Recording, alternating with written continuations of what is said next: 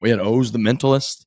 Trent and I got pretty pretzeled last night by your guy, Frankie. We're very much bummed out that you weren't there for this because he directly affected myself, and he kind of worked the room. And then Trent and I caught one of the funniest things I've ever seen when he left. That guy. No. We've said oftentimes that there's only two things at play here. He's either doing real magic, and that is an issue which needs to be addressed immediately, or this man is swindling the country and every single person in front of him to just do what he pleases. Like, he is forcing you to answer and comply with whatever he wants you to do, and then you complete his trick for him, which is also an issue. So there's really no positive that comes out of O's the Mentalist aside from minor entertainment that comes right before the fear. So Riggs and I talked about this yesterday, and I'm now on the side of that he's a magician and he is doing real magic. We even said, like, he is the first of potentially an alien race that has been put here because, and we've talked a lot about this O's Perlman on the show, excuse me, and just a lot of videos. Everyone's seen the videos. Everyone's seen the football videos, the NFL videos, all of them. We've all watched them. Frankie has talked about it extensively on this podcast. And to see it in person is terrifying because it's real. What he's doing is real. And it's like, I watched him walk up to our table. So before he goes on stage at this DraftKings event, he walks around basically and just messes with people. Whoever he runs into, he starts doing magic on them. And everyone was sitting at different tables. Riggs and I were at a table. He came up to our table, said to Riggs, think of a number between 1 and 100. And he just, boom, he guessed that Riggs was thinking 66. He wrote it on a piece of paper, no problem. And that's where because we think the other part of what it could potentially be is he has talked to everyone beforehand, and they're all in on it. Like, all right, this person's going to think of their old crush, and this is their name, and he's paying them or he's giving them some sort of incentive. But I know Riggs is just as scared of this guy as I am, and I watched him do it. Not only did he guess the number that Riggs was thinking, Riggs was originally thinking the number 12 and then changed it and thought 66. Perlman on the piece of paper had 12, crossed out 12 and put 66. You understand what I'm saying? It's, bro, I don't know if I can sit here and go through all the things that he did because, audio, like play-by-play running commentary magic tricks aren't as entertaining as when you're there.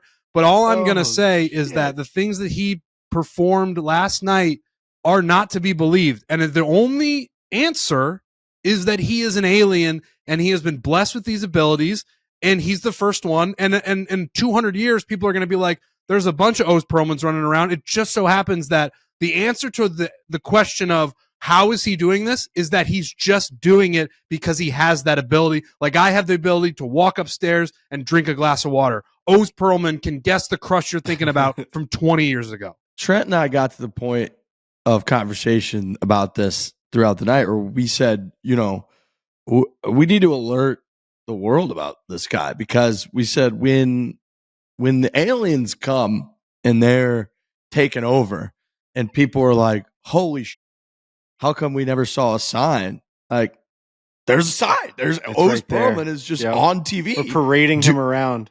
Doing this. I mean, dude, what more do you need? And like Trent said, it's one thing if I think that maybe he planted a couple people and I'm watching this show from afar. Even if I'm there in person, I don't know every other person. So he's claiming that this person guessed that person's fantasy football pick and direct amount of money that the guy wagered on him out of nowhere. I'm like, okay, that seems crazy, but I'm not one of those two people. What he did to me, Frankie, was insanity. He 1 through 100.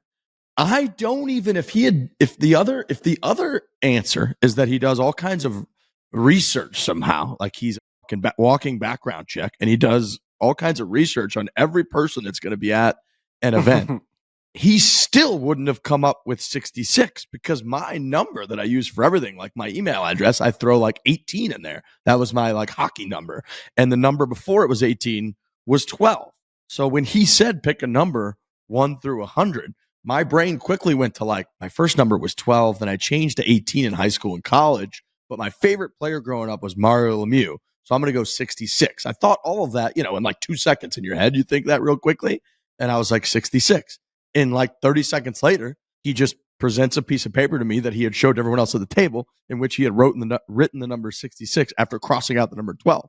And what? Like, what is that? So the only answer is one answer. He's just, Trent said it right. He's just capable of this. It's just, but he's also just getting it correct all the time. That's the crazy part. Because what's the math on this? Like that. So he had a 1% chance for him to correctly or to consistently guess these things that are at a 1%, less than 1% clip, and walk around from table to table confidently. To be like, what's this number in your head? Oh, don't worry about it. I already have it written down on this napkin here. That's nuts. Now, I've seen people when he's been on like America's Got Talent, they tell you how he does the trick. And there's this one where like he's writing on a piece of paper, or he has like what was in this person's wallet like written down, and they show like a little thing on a thumb and a special piece of paper on the outside of the card, and he's able to, as he's turning it around, like basically rewrite what you wrote on your paper, whatever it might be. They figured it out, right? And like I could see that it's a sleight of hand idea.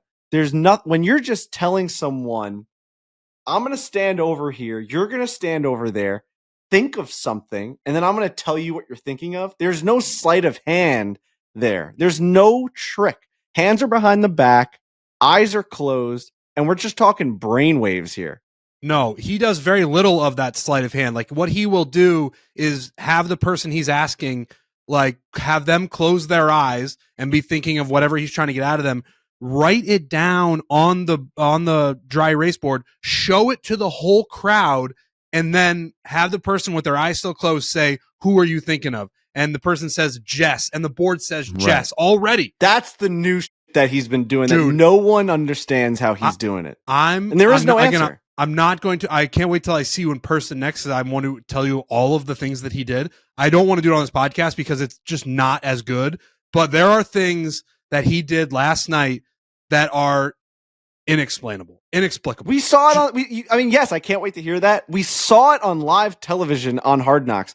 He brought players up and put them in the order that would spell out the New York Jets. We saw it. You know what I mean? Like we've seen this guy. The finale that he pulled off last night got a mix of a standing ovation, a raucous standing ovation, and people being a bit afraid of what happened. Running for the exits. I was thinking that. I was saying that to Riggs last night too. Like, how far does he get before the audience flips and everyone's just afraid of him? Because I was afraid of him last night. I stayed at the Biltmore in Arizona. Shout out to DraftKings. Shout out to the Biltmore. A beautiful resort. Just an incredible property. And where the DraftKings dinner was right behind my room. And I was on the first floor and I had a window out. I had like a little balcony area or whatever. And I saw Perlman out there before, like running around. And I was like, I don't want to go to this thing tonight. As nice as this has been, as great as DraftKings has been, it looks like him too. I did not want to go to that dinner because I was afraid of him. And no, none of it's good, man. None of it's good. It's scary. So, but yeah, no, I mean, we're definitely gonna do something. I hope in the future with him because I just want you, Frankie, to see him live and in person, and it's gonna fucking break your brain. I don't think we're too far from someone just has to lock him up, right? Just he's a national security threat. So Riggs brought him on stage last night because we were sort of like hosting the thing with DraftKings, and Riggs straight up was like, "This guy ruined my night 10 minutes ago, so I'm going to bring him on stage, and he's going to ruin all your night." And he's so charismatic. He's got jokes. He's very personable. But yeah, he doesn't miss. And I go back quickly, and then we can move on from O's Perlman. If he messes up one time, his career is over. He said that himself. He opened up the Super Bowl last year, 2 years ago on TV. He was like, 30 million people are watching me. If I mess up, I'm a has-been. I'm a nobody. And he just never misses. He didn't miss once last night. Right. So, right. I don't know. Why is he not running for president? You know, like this guy, imagine him in all these meetings. And you want to talk about power? You want to talk about throwing other world leaders off? He's sitting at the end of a war room table, across from China and, the Middle East. Everyone's getting together. China. Yeah. And he's just like, what are you thinking over there? I already know it. And they're like, what are you talking about? And he's like, think of your favorite fruit. And the guy's like, just thinking about something. And he just shows them, and everyone starts whispering in each other's ears, like, we got to get the out of here. And then we're number one again. Keep the oil, keep all the processors, make your phones and all this. We're out of here. Because I don't like the fact that he thought about this fruit that Nanny used to give me when I was a child. Okay. Because I'm done with Otis Perlman, the president. I'm done with him. Oh my God. I mean, that's how you fix politics. You put a magician in there. So he had the 8:15 to 9 p.m. slot at this dinner, finished right at 9 p.m. like on the dot. Like it's not going to surprise you, but he finished right at 9 and then got off stage, didn't talk to anybody, had 2 bags next to the stage that both had straps, like they were both little computer bags, grabbed them and then ran away.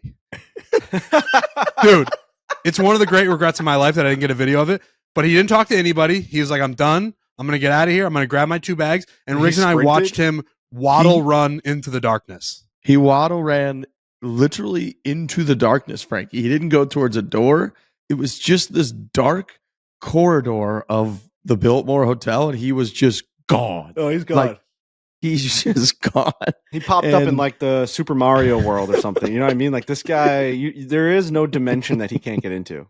So yeah, it's unfortunate. I'm jealous, but I'm also glad that I wasn't a part of that, because there's no way I'd be sleeping for the last couple of nights. Like when I saw him on TV, I couldn't sleep. I mean, even in my own home, like people are done listening to me talk about O's. So you guys kind of just got me going again.